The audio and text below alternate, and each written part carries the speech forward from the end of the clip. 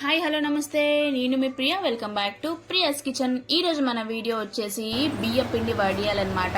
So అన్నం వండాల్సిన శ్రమ లేకుండా బియ్య పిండితో కరకరలాడే వడియాలు ఎలా చేసుకోవాలో ఈ రోజు మన వీడియోలో చూసేద్దాం.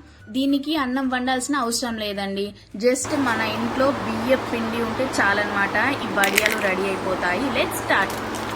ముందుగా నేను ఈ కప్పుతో 3 కప్పుల బియ్య పిండిని కొలిచి తీసుకున్నానమాట. సో 3 కప్పులే కాదు, మీకు నచ్చినంత ఈ టైంలో క్వాంటిటీని అనేది యాడ్ చేసుకోవచ్చు. సో నేనైతే 3 కప్పుల బియ్య పిండిని యాడ్ చేసుకున్నాను. సో ఈ బియ్య పిండిని అంతా 3 కప్పుల బియ్య పిండిని సైడ్కి పెట్టేసుకొని వేరే ఒక బగోని తీసుకోవాలి. ఈ గిన్నెలోకి మనం ఏ కప్పుతో అయితే బియ్య పిండి తీసుకున్నామో అదే కప్పుతో కప్పుకి 2 కప్పుల పావు వంతు మనం వాటర్ యాడ్ చేసుకోవాలి. సో నేను తీసుకున్న క్వాంటిటీ వచ్చేసి 3 కప్పుల బియ్య పిండి కాబట్టి 6 కప్పుల ప్లస్ 3 కప్పు వాటర్ అనేది నేను యాడ్ చేసుకున్నాను. ఇందులోకి మనం 3 టీ స్పూన్ల నల్ల నువ్వులని తీసుకున్నాం.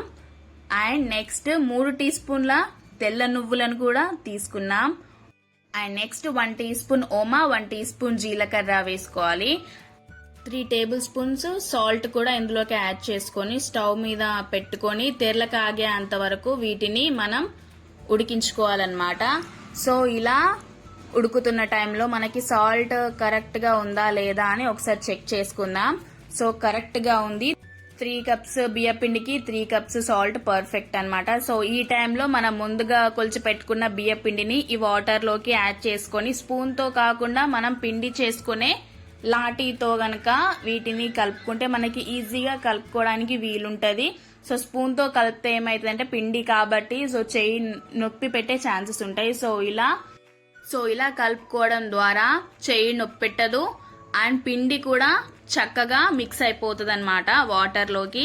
ఇలా మొత్తంగా ఒకసారి కలిపెట్టుకున్నాక ఆ పప్పు దువ్వకు ఉన్న పిండి కన్సిస్టెన్సీ కూడా మొత్తం గిన్నెలోకి వేసేసుకోవాలి. ఇలా వేసేసుకొని క్యాప్ పెట్టేసి ఒక 10-15 నిమిషాలు మనం ఉడికించుకోవాలన్నమాట. సో ఆవిరికి అది పర్ఫెక్ట్ గా ఉడికిపోతుంది. సో చూసారు కదా, మొత్తం ట్రాన్స్పరెంట్ అయిపోవాలన్నమాట పిండి. నెక్స్ట్ మనం ఈ పిండిని వేరే ఒక ప్లేట్ లోకి ట్రాన్స్ఫర్ చేసుకోవాలన్నమాట. కొద్ది కొద్దిగా మనం యూజ్ చేసుకోవాలి, మొత్తం బయటికి తీసేస్తే పిండి అనేది గట్టి పడిపోతుంది.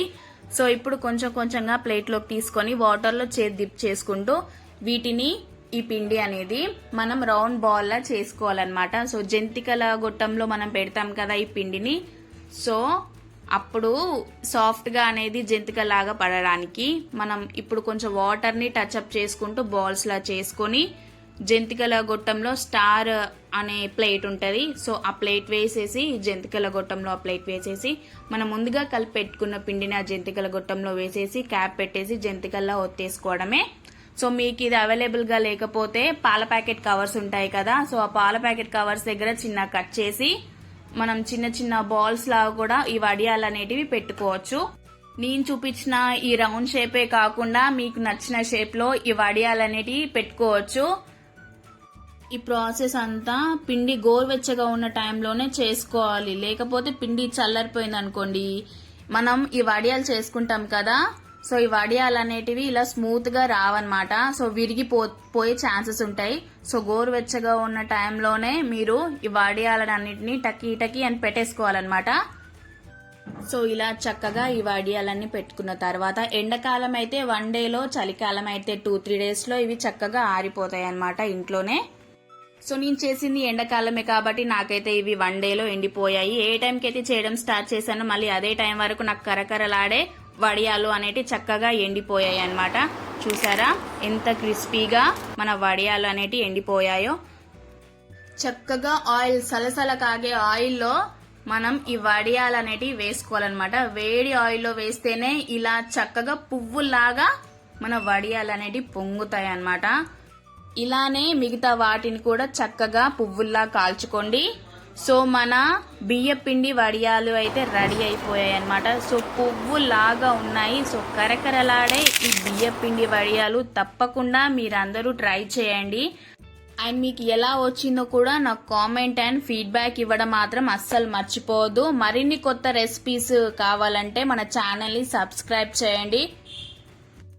మన ప్రీవియస్ వీడియోస్ కూడా ఇంకెవరైనా చూడనటి వాళ్ళు ఉంటే మన ఛానల్లోకి వెళ్ళి తప్పకుండా అన్ని వీడియోస్ని చెక్ చేసి మీకు ఎలా వచ్చిందో కూడా నాకు వాటి ఫీడ్బ్యాక్ కూడా ఇవ్వండి. Please do like, share, comment and subscribe our Priya's kitchen.